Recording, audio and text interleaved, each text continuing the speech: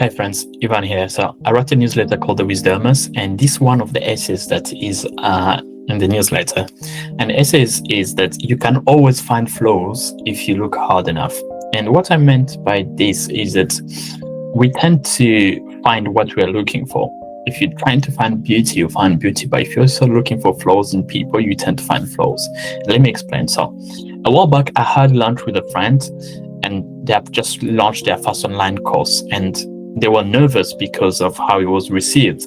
And the whole point is that they knew that it was not perfect, as they said, but and they were criticizing themselves. They were saying like the slides are a bit rough and the audio dips in certain areas, and so they kept thinking that people are going to tear it apart. And what happens is that a week later, when I had time to go through their course, actually, yes, I found those issues. I found that the slides could be better. I found the audio could be, tweaked. It was wobbling, a few times, and it was so obvious that it could be better. And what happened is that I found the content excellent. I found that it was practical. I found it was well structured. I found that it was genuinely helpful, and they had put themselves into the whole project, which I love knowing them, and I found there's immense value in that. And the flaws were real, but they didn't cancel out the value of the project.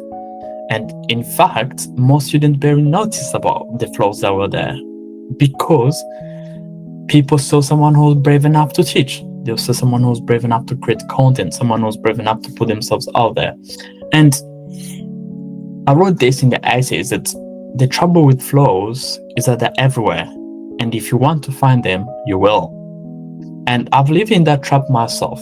Whenever I write, my eyes instantly drift to the imperfections, the awkward phrasing, the sentence that could be smoother. The idea isn't fully formed. Sometimes I'll spend an hour adjusting one paragraph, and I'm convinced that, this paragraph will change how the whole essay is going to appear. And I would take time, read again, but it won't change much in terms of the message of the essay. And this reminded me of this line from Anne Lamott's Bird by Bird, a beautiful book that I do recommend.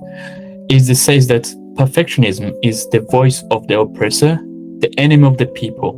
It will keep you cramped and insane your whole life.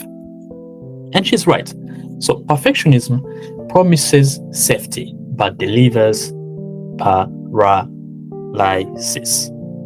You are paralyzed. You won't do it if you want to expect that you're going to deliver perfection, because it's impossible. So think about this. Flaws are like cracks on a wall. They hold a magnificent glass close enough, and the cracks becomes all you see.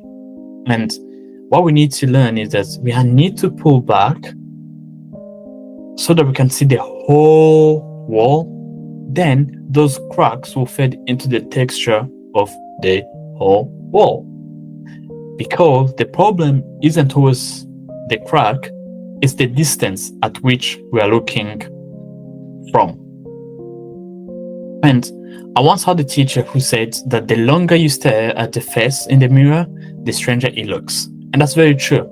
So, of course, the teacher meant it literally, but what it means is that if you're looking at something, you tend to not see what you should see sometimes.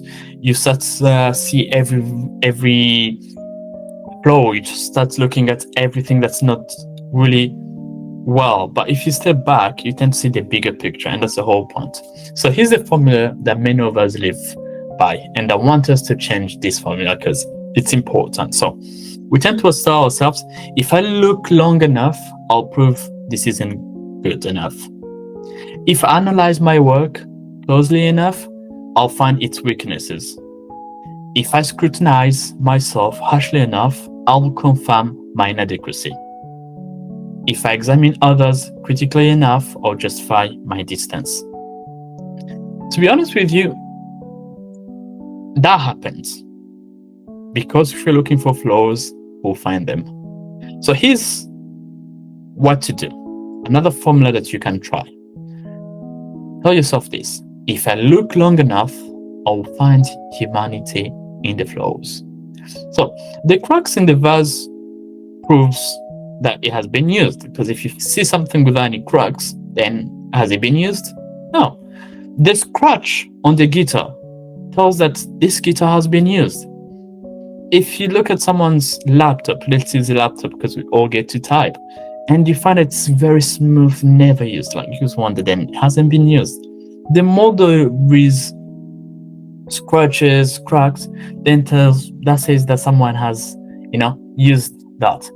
And that applies to us, If you hear someone trembling with their voice in this, as they give a speech, it says that they're struggling with that, but they have the courage because they're giving the speech. And to go through what Leonard Cohen sang, there's a crack in everything. That's how the light gets in. So, to be honest in this, what we have to remember is that the idea is that we don't have to be perfect. We have to be real. We have to share our flaws because they're not going to be barriers to the connection, but they're often the very bridges that is going to connect us with people. So, what's the danger then? The danger is that we have, as human beings, we tend to be obsessive when it comes to flaw finding. And it becomes as if we're looking for flaws in everything. We keep editing, fixing, polishing until the opportunity slips away. We convince ourselves that we're improving, but often we're just delaying what's supposed to be, And one core lesson that I know is that perfectionism disguises itself as care, but really it's fear in a suit. I want you to remember that. So here I am. I'm recording this video. When I wrote the essay, I said I'm writing the essay. There's a lot of wrong things in this video. The edit is not any better. The sound could use some twist and improvement. But if I dwell on those, I could literally decide that this video is not worth uploading. But that's not what I'm going to do, because I'm going to upload this video as it is. So, just like me, I urge you to choose different.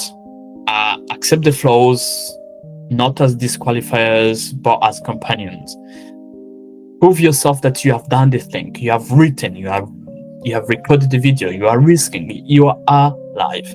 And you can also find flaws if you look hard enough in everything. But you can also find courage, beauty, and loads of joy if you decide to look for that instead of flaws. That's it for today.